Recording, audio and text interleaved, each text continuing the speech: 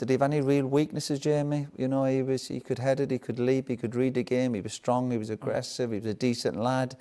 I got on really well with him. What was you feeling when he left? I suppose disappointment, but as you know, when a player leaves, and when you're at a big club, players do kind of come and go pretty quickly. Sometimes you go, it happened to myself. You're there one day and gone, and it was a case, he's gone. Unfortunately, you try and move on. We'll get back to Roy in just a quick second, but remember, if you like this video, please like, share and subscribe. And don't forget to click the notification button so that you know when the next Big D video hits. And also, if you've got something to say, you know what to do. Stick it in the comments. I read all of the comments and I'm very keen to hear if you agree, disagree, or if you've got, say, an alternative opinion. Anyway, in this video, I thought I'd do a nice little fun one because everything's doom and gloom with Manchester United at the moment. Everyone's getting sold, no one's getting bought. We're sinking further and further and further down the table, and there doesn't seem to be any light at the end of the tunnel. So I thought I'd make a few fun videos that hark back to a more pleasant time as a Manchester United fan. And in this video, this is part 1 of 3, and this is Roy Keane picking his ultimate Manchester United Premier League 11. And this is part 1, and this is the defenders. Now, just to preface, he's already picked his goalkeeper. I didn't do a goalkeeper one because, well, we all know who it's going to be. It's going to be Peter Schmeichel, and it was. Because Peter Schmeichel is, well, not only is he the best goalkeeper in Manchester United history, he's also one of the best goalkeepers of all time as well. Multiple Premier League titles, won the Champions League, captained the team in the final in the absence of Roy, and also won the Euros with Denmark.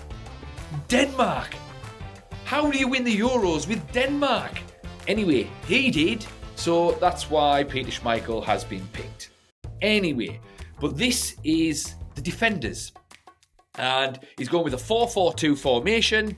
And yeah, well, I'll let Roy continue and stick around for after the clip because I am going to be giving my thoughts on Roy's choices, and I may or may not be giving alternate choices. You'll just have to wait and see. Here's Roy. Went to a split decision. This is the one that Gary Neville is still at Old Trafford waiting to hear the result of right back tonight. With the other options, Wes Brown, who was a Champions League winner as well. Gary's, of course, got the appearances up there. Valencia, Raphael and Paul Parker, one of your original Manchester United teams. Yeah, Parks was a brilliant defender. Even as a centre-half, probably wouldn't have been great in terms of possession. We talk about the modern full-backs. But obviously Wes was a really good player, a good character again, and played centre-half. Obviously Dennis Irwin can play a right-back. But do you know what? I give Nev a lot of stick, but I'll go with Nev. No, Nev was a very, very good player and, you know, a really good teammate. So I'll go with Nev. You know when those young players come through, so you're already established, you've won the sort of title, I think you've won the double in '94, and then those players start to sort of come in. What was the feeling sort of around the team about how good these players were? Do you know what, Jimmy? Obviously, when you're training with the first team, every now and again, a couple of young lads come over and train with you, and then they disappear. You mightn't see them again. But as soon as they came over, was it the 5 or 6 lads? You just knew they were here to stay when they first started joining the training. That was the proof in itself. You looked at them and you went, they're here to stay. And because they were all obviously really good players, really good lads. They come from good backgrounds. They worked their socks off. They were obviously talented. They had a good upbringing at United, obviously through the academy or whatever, and with the youth team. And when they came into the first team, you went, oh, they're not going back. They're here to stay, which they did. You know the famous game, I think the first game of the season, and you know the famous quote, you don't win anything with kids. So you used it obviously. As I said, you'd won a lot then. Did you have a fear, though, we're going to have to sort of wait a couple of years to get back to that level? You know, and that was... No, I don't think that would have been in the mindset, Jamie. I don't think so. We just thought these young lads. But again, I think Gary always makes the point. But there were some really good senior players around. Yeah. That's where we go back to this current United group. If you've got 5 or 6 decent senior pros who've already obviously won a few trophies, and when these young lads are coming through, and obviously you're still going out buying the odd player, you think you feel you're always in with a chance of winning trophies. There's no guarantees in life, of course, but you just felt, even after that setback, of course, Aston Villa, it's one game, it's early in the season, but you're still looking around the dressing room going, I think we'll be okay. I think we'll stay up. We've got a chance, and we obviously a very good manager, and you just, as I said, you just knew these young lads. I say young lads as if I was really old. They were going to have very good careers. Just one more on Gary. We can praise him in his absence. We hear a lot about the character of Gary and the determination, but what about the quality? Brilliant. Gary was a brilliant player, but Gary again, if Gary was a brilliant character in the sense when he came into the group and he came into the first team squad, I think Gary used to go to bed like 8:30 every evening, and he'd be going to bed with his bowl of cereal, and we'd be criticising him. But he was a really top professional player, and his family from a good background. Phil was a brilliant fella, and when lads come into the group, and he obviously proper loved the club, and that came through. We all embraced Gary. Gary was a different. Obviously, you need different characters in your dressing room. But Gary fell into the group, no problem, and we all liked him. We all had a bit of time for him. Obviously, that's changed over the years. Was he the same character in the dressing room that he is now? Well, in fairness, again, Gary was... When you first get in the first team, you're going to be quiet. But Gary became more vocal as he got a bit older and a bit braver. There's no stopping him now. But Gary was an excellent player, a really good pro, really looked after himself, and went on to win, obviously, done very well, obviously, with United, and of course, with England. You have to have quality to do what Gary did. Do you have a Gary Neville scarf? No, I don't. That was the first tonight, wasn't it? All right, left back. I have a feeling this is a bit easier for you. Yeah, listen, out of all the players I've huge time for and respect for, obviously a fellow Cork man, but very good players on there. Mikel was a very good player, obviously. I love when Patrice came in, Shazy, but Dennis Irwin, every day of the week. I obviously roomed with Dennis with United, with Ireland. Obviously, he could play right back. He's right-footed, but I put him in at left back. Brilliant trainer, very rarely injured. Turned up for all the big matches. Good at set pieces. If he was playing now, talk about the modern fullback. Dennis would be up there with the best. Brilliant character. Some good cracks together on some tours. And Dennis was good. Dennis was a good fella. You're flying through this. It's not as difficult as you thought. Let's get to centre-backs, where maybe it starts to get a little bit more challenging for you. It's a long list. Grab some water, Jamie. Rio Ferdinand. Yeah. 455 appearances. Palliser and Bruce, both over 400 as well. Vidic, Jonsson and Jaap Stam. Excellent, yeah. This is probably the hardest one, I have to say, because obviously Rio, excellent. Brucey, good character. But I couldn't leave Jaap Stam out. I just couldn't leave Jaap. Okay, the games wouldn't be as many as the other lads, but Jaap was big, strong, brave, brilliant 1v1s. So I couldn't leave Jaap out. The other one was an issue, but I went with, I've gone with Gary Pallister. I've gone with Pally. I'm going with Pally. What was the sort of debate, Pallister or who? I'd probably say Rio. Rio was obviously a good athlete and read the game well. But I just said probably my relationship with Pally was pretty good as well. I thought, sometimes it's your relationship with certain players. When I first went to United, there were certain lads went out of their way to help you and show you the nightlife scene sometimes. and Sharpie and people like that helped me, and Pally was always on the scene as well. And Pally obviously was a very good player, of course. That's why he's in the team. Big and strong. He always looked tired. Always looked exhausted. But no, I'll have him in there. I thought really good player. I mean, I'm intrigued because this is the position I play. But what made sort of Jaap Stam be almost the number one of that group where he was first in? But you look for. Did he have any real weaknesses, Jamie? He could head it. He could leap. He could read the game. He was strong. He was aggressive. He was a decent lad. I got on really well with him. What was you feeling when he left? I suppose disappointment, but as you know, when a player leaves, no, not surprised. I think there was worries from the manager. I think when he came back, I think he had a bad injury. There was a lot of that talk, and when you're at a big club, players do kind of come and go pretty quickly. Sometimes you go, it happened to myself. You're there one day and gone, and it was a case. He's gone. Unfortunately, you try and move on. But was obviously a brilliant player for Man United. Team's shaping up nicely. It's got a really solid back four and goalkeeper. This is how it is so far, Roy. And we move. Well. I must admit, 3 of those choices I would have picked myself. I mean, Gary Neville is an absolutely massively underrated right back. Gary Neville, in his prime, was one of the best right backs in the world. If Gary Neville played in today's game, you'd get 50 million for him, no problem. He could attack, he could cross a ball, he had an underrated delivery that people don't really talk about.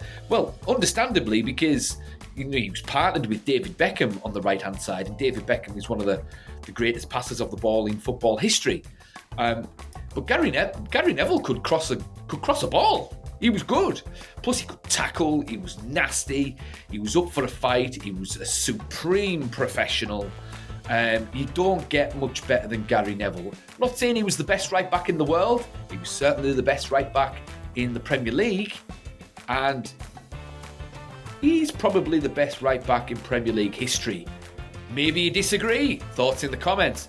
Anyway, so Gary Neville was a given at right back. Not a problem at all. And Dennis Irwin, well, I mean, see, it's the same thing with Dennis Irwin. I mean, he was always going to pick Dennis Irwin. One, it was the guy that looked after him, took him under his wing. One of the only pros that Roy Keane actually looks up to. And in the overlap interview with Dennis Irwin, Roy Keane, you could just tell, was looking up to him, and he was letting him talk. And even now, Dennis Irwin was taking the mick out of Roy because it's almost like his little brother kind of thing. It's a really nice relationship. And so he was always going to pick Dennis Irwin, but not just out of sentiment.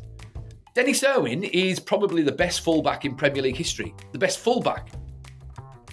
Generally speaking, so have I contradicted myself there? I don't know. But he was certainly the best left back in Premier League history. He could attack, he could defend, he could cross a ball, he could score a goal, he could create. He was just supreme, and he could walk into any team now, Dennis Irwin.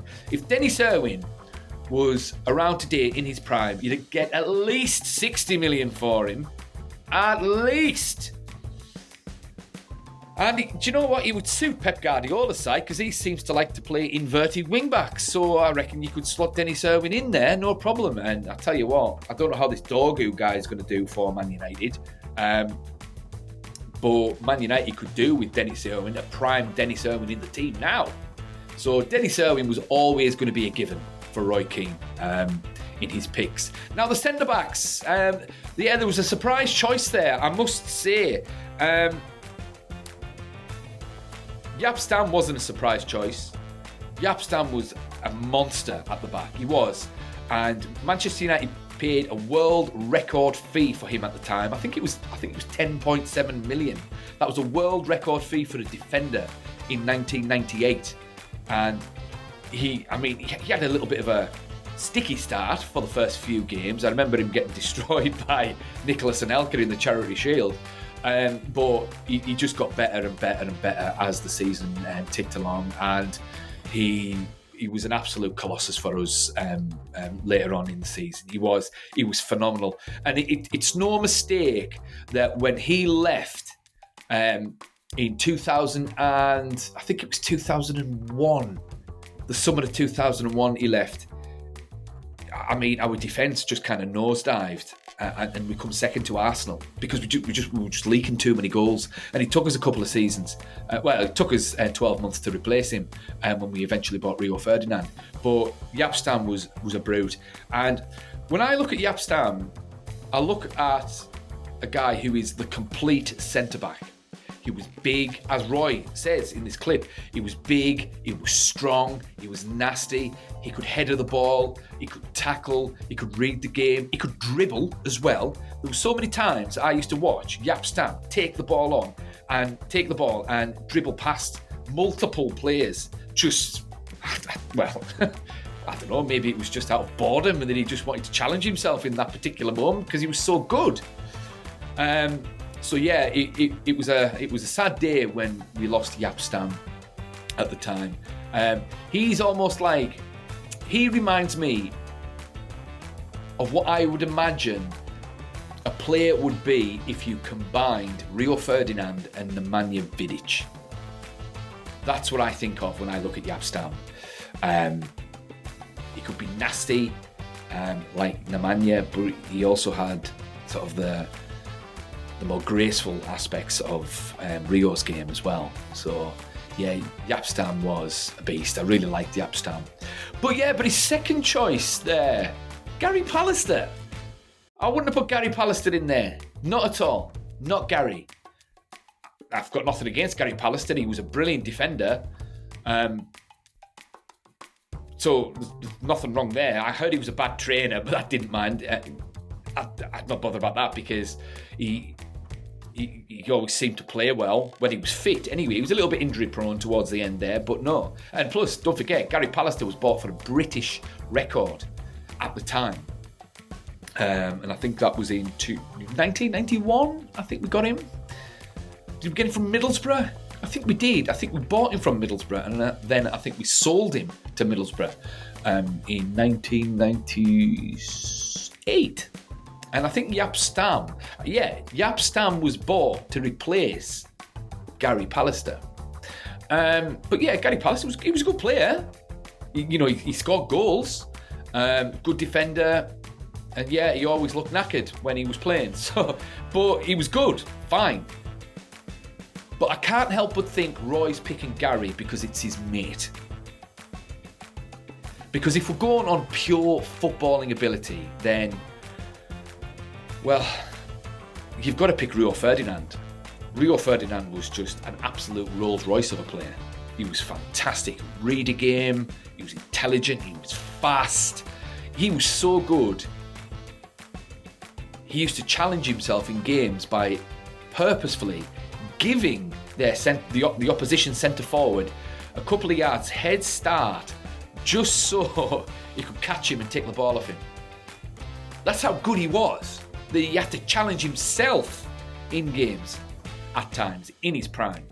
And also, Rio Ferdinand is, and I've said this in videos before, but just to remind you, I'm going to say it again. Rio Ferdinand was part of a defence alongside Vidic, Evra and Van der Sar that has the world record for number of minutes without conceding a goal, which is over 1,000 minutes. Now, you divide that by 90 minutes and that's how many games you've got, where when all of those players played together, they didn't concede a goal. And that happened in 2009, and I'm pretty sure that record still stands. And Rio Ferdinand he was the best defender in the world in his prime. In his prime. I don't care what the Italians say, he was better than Cannavaro. I think the only defender that could probably compare to him in his era was probably Alessandro Nesta, because he was good. He was good. But yeah, I would have picked Rio Ferdinand there. So Roy picks Neville, Pallister, Stam, Irwin. I would pick Neville, Stam, Ferdinand and Irwin. But who am I? I'm just the big D. I am just a YouTube Man United fan. But more importantly, whose opinion matters the most is my viewers. And I want to know, is Roy Keane right? Is this just his opinion, or is this more of an objective analysis of who the best defenders in Manchester United Premier League history are? Or is he just picking his mates? You tell me. And who would you pick? What would be your ultimate Manchester United Premier League defence? Thoughts in the comments, and watch out for part 2 where we discuss the midfielders. Anyway, see you in the next one.